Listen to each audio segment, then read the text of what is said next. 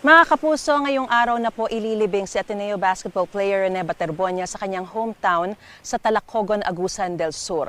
At may unang balita live si James Paulo Yap ng GMA Regional TV. Magandang umaga, James. Maris, dinagsa ng mga tao ang huling gabi ng lamay ni Rene Baterbonia dito sa Talacogon sa Agusan del Sur.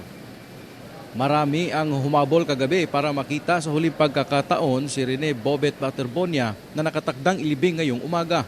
Matyaga ang bawat isa sa pila makapasok lang sa Talacogon Evacuation Center. Alas 12 ng hating gabi, pansamantalang itinigil ang public viewing para sa hiling dahil sa hiling ng pamilya Baterbonia para makapaghanda na rin sa libing ngayong araw. Sa necrological service na ginawa ng Talacogon LGU, inanunsyo ng mga opisyal ng munisipyo na gagawing Rene Clerk Bobet Baterbonia Day ang June 8 sa kanilang lungsod. Ito'y bilang pagkilala sa malaking kontribusyon ni Baterbonia sa kanilang munisipyo.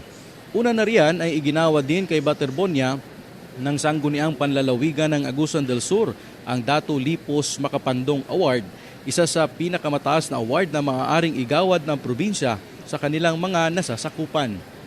Maris, isa munang misa ang gaganapin dito sa loob ng Talacogon Evacuation Center bago tuluyang dalhin ang labi ni Rene sa kanyang huling hantungan. Maris?